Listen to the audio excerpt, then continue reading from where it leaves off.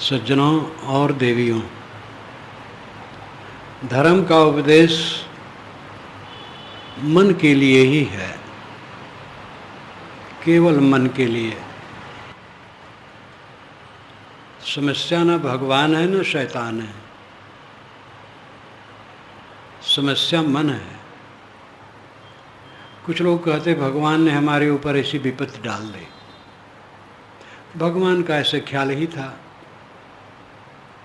साधारण बातों में लोग कहते हैं, कितने लोग मकान बनवाते हैं, दिखाते महाराज जी बनाए महाराज जी मैंने इस समय बनवाया, इस समय बनवाया, कहीं फटा है तो कहते महाराज भगवान कैसी कृपा रही। तो जितना अच्छा बनवाए हो तो वो खुद बनवाए हैं, जो फट गया हो भगवान के लिए गलती। कुछ लोग समझते भगवान ही समस्या है, भगवान अपनी माया डाल देता है, भगवान सबको नचाता है, चक्र पर बैठा करके भगवान सबको नचा रहा है। पब्लिक का दोष भी नहीं है, ऐसा ग्रंथों में लिख भी डाला गया है। लेकिन इसके विरोध में भी लिखा है, उसका प्रचार कम है। इसके विरोध में लिखा है कि हर इंसान अपने कर्मों के अनुसार फल पाता है, वो कर्म करने में स्वतंत्र है, पूरी जिम्मेदारी उसी की है। इसका प्रचार कम है। उसका ज़्यादा है कि भगवान सबको चक्र में घुमा रहा है, भगवान की माया सबको परेशान कर रही है, भगवान जैसा चाहे वैसा हो, हम तो क्या है, कठपुतली हैं। भगवान को लोग समस्या बना लेते हैं। कुछ लोग शैतान को समस्या बनाते हैं, शैतान ने कर दिया। समस्या हमारा मन है, और मन में समस्या है अहंकार। मन बहुत संवेदनशील है, बहुत संवेदनशील है, इतना सूक्ष्म है कि उसके विषय में कुछ कहा नहीं जा सकता है कि कितना सूक्ष्म है। और इतना काम की चीज़ है कि उसके बिना कुछ नहीं हो सकता है। शुक्ल यजुर्वेद में इस 6 मंत्र आता है, शिव संकल्प, बड़ा मनोहर, जो दूर चला जाता है, निकट रहता और दूर चला जाता है, जिसके बिना वेद मंत्र या कोई भी पूजा पाठ संभव नहीं है, जिसके बिना इंद्रियां बेकार हो जाती हैं, वह मन हमारा शिव संकल्प वाला हो। हमारा मन निर्मल है, शिव संकल्प, मंगलमय संकल्प वाला हो। मन मुख्य है जीवन में। मन को ठीक करने वाला मानो सब कुछ ठीक कर रहा है। अचानक देह छूटना है, तो देह छूटने के बाद हमारे साथ क्या रहेगा? जब शरीर ही नहीं रहेगा तो शरीर संबंधित चीज़ें रहेंगी, प्राणी पदार्थ रहेंगे,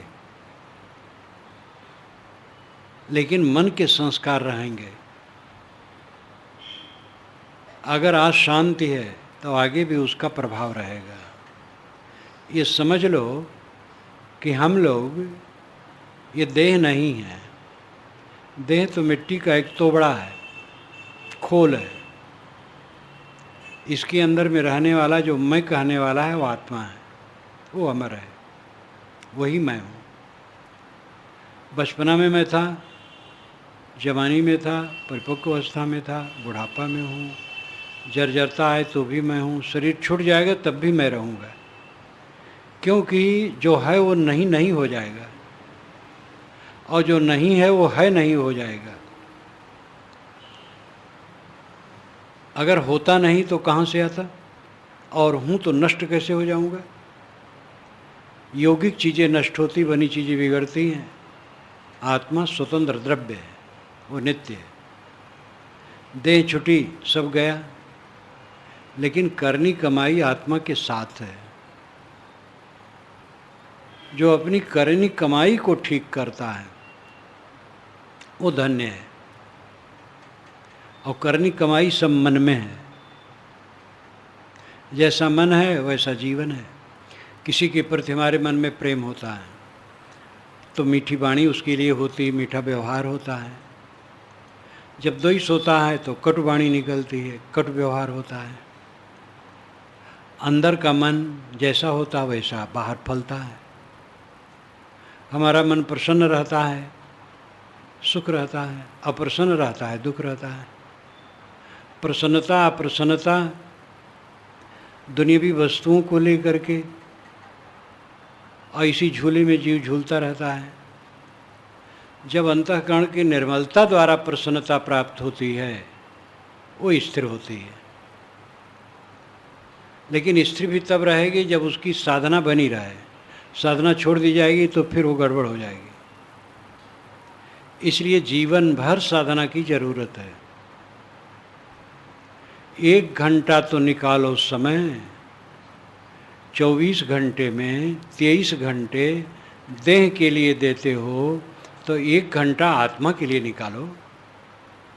अकेले में बैठो, एक बार की नहीं तो 2 बार की आधा घंटा बैठो, ज्ञान का ग्रंथ पढ़ो, ध्यान करो, चिंतन करो। 1 घंटा तो निकालो। और रोज़ जो 1 घंटा निकालेगा जीवन में परिवर्तन होना पक्का है। दिल से करे, तब दिखावा के लिए करे तो उलट करके घमंड बढ़ावे कि हम ध्यानी हैं, ज्ञानी हैं, तपस्वी हैं, तो उल्टा है। शुद्ध बुद्धि द्वारा कल्याण के लिए काम करे, सफलता पक्की है। रोज ये प्रयास करो, देखोगे अंतर कैसे नहीं होगा। मेरे पास लोग आते हैं, दुख से पीड़ित हैं, धनी हैं, विद्वान हैं, ऊंचे पदस्थ हैं, सब कुछ है, पीड़ित हैं। जब उनसे कहता हूँ तो कहते महाराज कैसे करें, कैसे संभव है, कोई रास्ता सस्ता बताइए। हाई कोर्ट के 2 वकील आए, आज बैठे बातचीत किए। महाराज सरलता से कैसे हो? हम कहे सरलता से पूछना ही अपने को धोखा देना है। सरलता से वकील हुए हो हाई कोर्ट के? कितना दिन पढ़े हो? बचपन से बस्ता लाते लाते भागते रहे हो, और फिर बहुत पढ़ने के बाद वो बड़े वकील गुरु के पास मेहनत किए हो। एक वकील ने मुझे बताया था कि मैं अपने बड़े वकील के साथ अभ्यास करता था, तो एक तहसील में वो मुकदमा पड़ा तो वहाँ भेजा, मैं विजयी होकर के आया। तो उनके और सहायक वकील थे बैठे, उनके गुरु को मैं देखा हूँ। जब यहाँ ज़मीन खोज रहा था तब उनके पास में गया था। ये सन 75-76 की बात होगी। तो दिग्गज, गोरे गोरे और बूढ़े और बड़े ज़बरदस्त वो अर्थ विभाग के वकील थे, माल के। तो उन्होंने कहा कि हमारे गुरु को तो आप देखे हैं। जब मैं विजयी होकर के आया, ऑफिस में बैठा, तो उन्होंने अपने असिस्टेंट वकील से कहा, जो निकट का था पहले का, इसको 10 रुपया दे दो। इसी ढंग से कहा। तो 10 रुपया उनके सहायक वकील ने मुझे दिया। मैंने अपनी डायरी में लिख लिया कि इस ढंग से गुरुजी ने कहा, और 10 रुपया मुझे दिया। करते करते वो बड़ा वकील हो गया।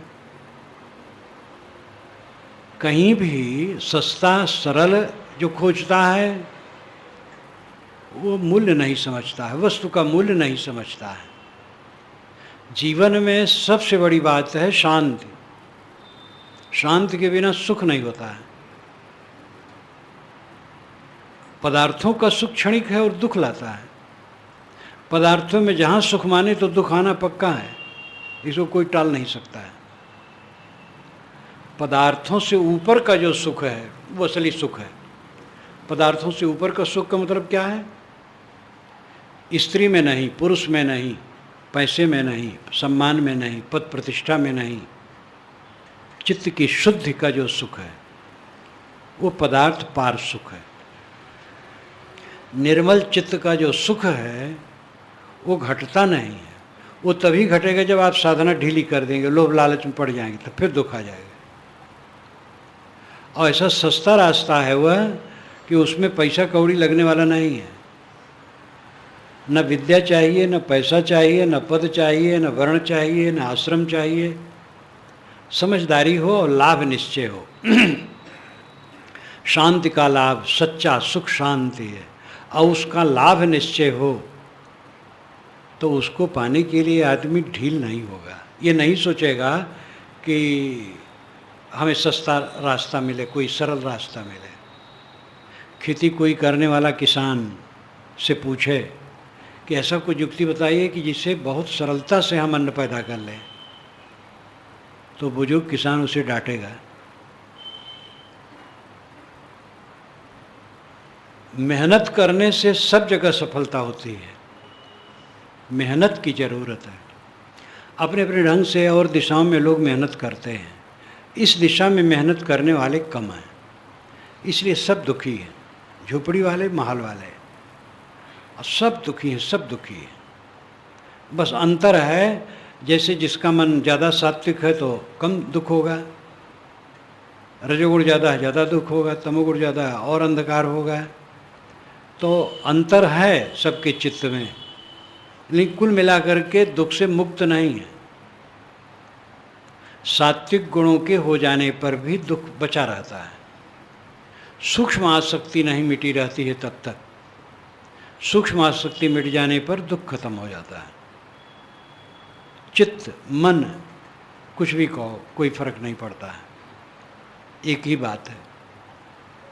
जीवन में इसी का महत्व है। सब घाटा सह करके इसको शुद्ध रखना चाहिए, और वस्तु खो जाए कोई परवाह नहीं, लेकिन चित्त की शुद्ध न खोए। अपमान हो, अनादर हो, धन न रह जाए, प्रिय लोग बिछुड़ जाएं, चाहे जो हो जाए, चित्त की शुद्ध न घटे तो उसका बेड़ा पार है। लेकिन हम दुनिया की चीज़ों के लिए चित्त को खराब करते हैं जानबूझ करके। चोरी करना, व्यभिचार करना, हत्या करना, नशा का सेवन करना, मांस का सेवन करना, जुआ खेलना, किसी को सताना, दुर्व्यवहार करना, ईर्ष्या द्वेष करना, नीचा दिखाने की चेष्टा करना, ये सब हम जानबूझ करके अपने को गड्ढे में डालते हैं, और ये हमारा अपना बनाया दुर्भाग्य है। अपने को संभालो। अपने को संभालने का मतलब है मन को संभालना। सारी मन पूजा सब ठौर, सतगुरु कबीर ने कहा, मन पूजा सब ठौर। सब जगह मन की पूजा हो रही है, मन ही को लोग पूज रहे हैं, मन को शोध नहीं रहे हैं। जैसे मन की कल्पना होती है बह रहे हैं। जो मन को संभालता है उसका पूरा जीवन संभल जाता है। इतनी बढ़िया साधना है ये। लेटे बैठे चलते हर समय मन को देखते रहो कि मन में क्या प्रभाव हो रहा है, हमारे जीवन में हरकत क्या हो रही है। अंदर में मन ही मुख्य है, फिर पूरे शरीर की हरकत देखने की आवश्यकता नहीं होगी। मन में हमारे क्या हरकत हो रही है, क्या भावना उठ रही है। किसी को सताने, दबाने, धोखा देने, कष्ट देने की भावना, काम की लोलुपता, खाने पीने की लोलुपता, छोटी बड़ी जितनी भी बुराइयां हैं, मन को देखे कि मन में हमारे उठ क्या रहा है। जो सदैव अपने मन को देखता है इस दृष्टि से कि मन विकारी न हो, वो थोड़े दिन में काफ़ी सफल हो जाता है। जितनी तीव्र साधना करेगा उतना सफल होगा। तीव्र साधना करने से, जैसे कि हमें चौक जाना है, पैदल जाएंगे देर में पहुँचेंगे, साइकिल से जाएंगे जल्दी पहुँच जाएंगे, मोटरसाइकिल से जाएंगे और जल्दी पहुँच जाएंगे। जितना हमारा वेग रहेगा उतने जल्दी पहुँचेंगे। लेकिन वेग की अपेक्षा निरंतरता प्रधान है। साधना में निरंतरता रहे, करता रहे, तो वेग कम भी हो सफलता होगी। और कोई वेग से चले और फिर बीच में सो जाए तो बेकार है। कुछ उत्साही होते हैं, बहुत भावना रखते हैं, बहुत आने जाने लगते हैं, बहुत पढ़ने गुनने लगते हैं ज्ञान की बात, थोड़ी देर में भूल जाते हैं, फिर मिलना जुलना बंद, करना बंद, तो इस प्रकार क्षणिक बुद्धि से किसी का उद्धार नहीं होता है। स्थिर बुद्धि चाहिए और लगातार लगे रहना चाहिए। इतनी बढ़िया साधना है, कहीं भी रहो, लेटे हो, बैठे हो, शौचालय में हो, बाथरूम में हो, खेत में हो, दफ्तर में हो, नाली साफ करते हो, पूजा घर में हो, कहीं भी हो, मन को देखो। मन को देखना, मन में क्या भावना है, क्या उठ रहा है, कैसा द्वंद्व है कि नहीं है, द्वंद्व है तो कैसा है। ये कोई असंभव नहीं है। मन में जो द्वंद्व है ये तो स्वाभाविक संभव है, क्योंकि सारा संसार द्वंद्व है। हम लोगों की मजबूरी ऐसी है कि देह धरे हैं और देह द्वंद्व से बनती है। पत्नी स्त्री से शरीर नहीं बनता है, पुरुष पुरुष से शरीर नहीं बनता है, एक तत्व से शरीर नहीं बनता है, विरोधी तत्व के मिलने से चीज़ें बनती हैं। कोई भी चीज़ बनती है जब विरोधी तत्व मिलते हैं। मिट्टी किसी कार्य को बना नहीं सकती है, पानी मिट्टी पानी मिल करके तब कार्य पदार्थ बनता है। इसलिए निर्माण ही द्वंद्व में होता है। पूरा जीवन ही हमारा द्वंद्व में है। उस द्वंद्व में निर्द्वंद्व रहने के लिए सोचना चाहिए। पहले तो ये समझ लेना चाहिए कि हम द्वंद्व में हैं। यही नहीं समझता आदमी, धोखे में रहता है, सब अनुकूल है, सब ठीक रहेगा, और मोह नींद में सोता है। जब एकाएक प्रतिकूलता आती है तो भड़बड़ा उठता है। प्रिय व्यक्ति का वियोग हो गया, प्रिय व्यक्ति विरुद्ध हो गया, उल्टा हो गया, या मध्यस्थ हो गया, उदासीन हो गया, शरीर में रोग लग गया, धन घट गया, अपमान हो गया, तब वो भड़बड़ाता है। अगर ये मूल सूत्र को समझ ले कि देह धरना और संसार में आना, इसका मतलब ही है कि द्वंद्व में कदम रख दिए। पूरा जीवन द्वंद्व में जीना है, और द्वंद्व में रह करके निर्द्वंद्व होना, यही समझदारी है। जो निर्द्वंद्व हुए हैं द्वंद्व में ही रहे हैं। संतों के जीवन को देखो, आज ही समान उस समय रहा, ठंडी रही, गर्मी रही, धूल रही, कीचड़ रहा, वर्षा रही, हाय तोबा रहा, हल्ला रहा, गुल्ला रहा, राग द्वेष रहा, चारों तरफ लड़ाई झगड़े रहे। ग्रंथों को, पुराने ग्रंथों को देखो, उसी दरमियान में जीवन मुक्ति का लाभ लिए हैं, और उसी दरमियान में मार काट भी रहा है, उसी दरमियान में लूट फूंक भी रहा है। पूरा संसार द्वंद्वात्मक है। इस द्वंद्वात्मक दुनिया में हम जी रहे हैं, और इस द्वंद्व में रह करके हम निर्द्वंद्व कैसे हों, ये समझदारी हमें हासिल करनी चाहिए, और वही विवेक काम करेगा। जब देखें दुनिया की स्थिति को, ये बदलने वाला ही है, बिगड़ने वाला ही है, स्थिर रहने वाला नहीं है। इसलिए हमें व्याकुल नहीं होना चाहिए।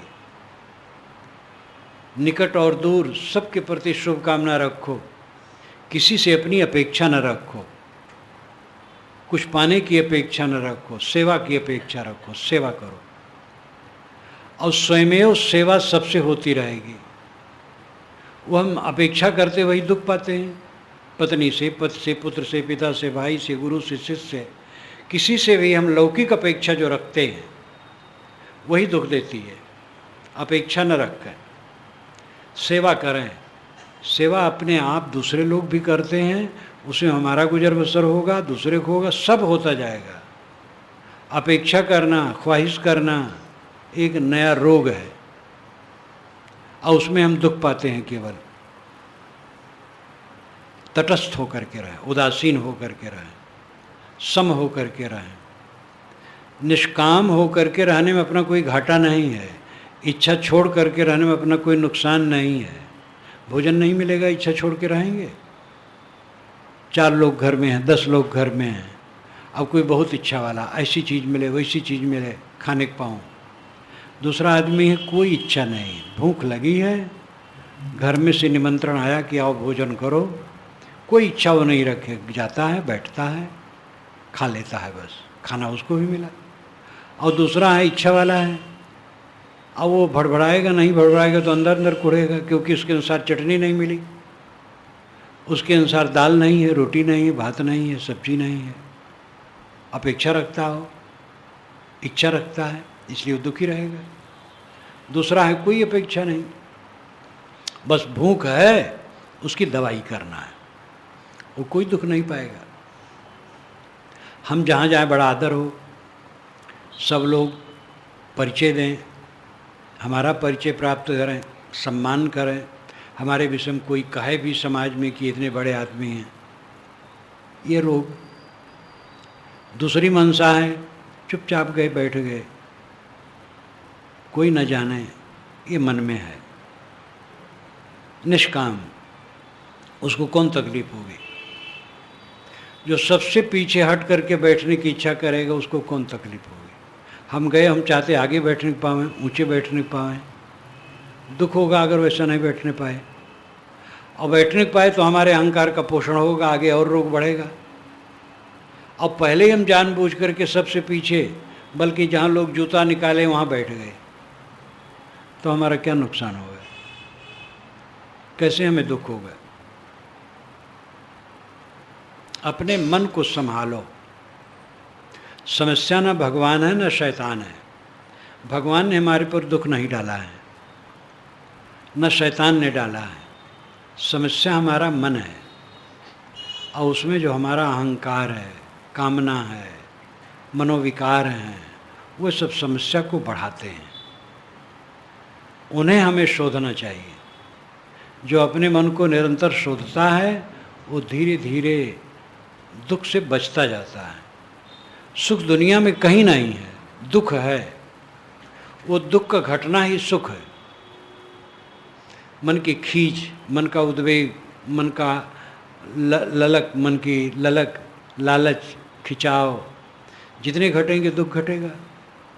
सारा दुख खींच में, खिंचाव में, लालच में, कामना में सारा दुख पैदा होता है।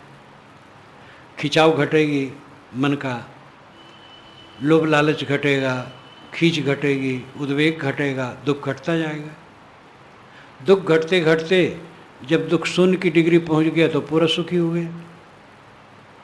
किसी बात में क्षोभ नहीं है, जैसा भी हो कोई क्षोभ नहीं, सब बीत जाता है, कुछ रुकता नहीं। जिसमें हम भावुक हो जाते हैं और भावुक हो करके बहुत बड़बड़ा डालते हैं और लड़ाई झगड़ा कर लेते हैं, साथियों से कलह कर लेते हैं, 4 दिन के बाद उसका कोई मूल्य नहीं रहता। मन में पछताते हैं कि ना कैसा कहे। इसलिए सावधानी से ज़िंदगी बिताना चाहिए। मेरे कहने का मुद्दा यही था कि हमारे जीवन में मन बहुत महत्वपूर्ण है। सारा धर्मोपदेश मन के लिए है। मन को ठीक करें, भगवान को दोष न दें, शैतान को दोष न दें। दोष तो हमारा है जो हम अपने मन को ठीक नहीं करते हैं। अपने अपने मन को ठीक करो। इसके लिए सत्संग, स्वाध्याय, चिंतन, मनन, ध्यान में लगो। और कम से कम जितने नर नारी यहाँ बैठे हैं 1 घंटा समय निकालो, एक बार में या 2 बार में। इससे अधिक जो निकाल सके बहुत खुशी है। जो बुजुर्ग हैं, जो अब सेवा से मुक्त हैं, उनको तो और निकालना ही चाहिए। ये तो मैं बिल्कुल जवानों को कहता हूँ कि 1 घंटा समय निकालें, और निकालेंगे तो निकलेगा। पंडित जवाहरलाल नेहरू शुरू से ही वो अत्यंत गतिशील थे, लेकिन जब प्रधानमंत्री थे तो और बहुत बोझा था, और वर्षों रहे हैं, लेकिन वो व्यायाम का समय निकालते थे। तो समय किसके पास नहीं है? समय निकालो, अपने को मांजो, अपने मन को निर्मल करो और सच्चा सुख प्राप्त करो।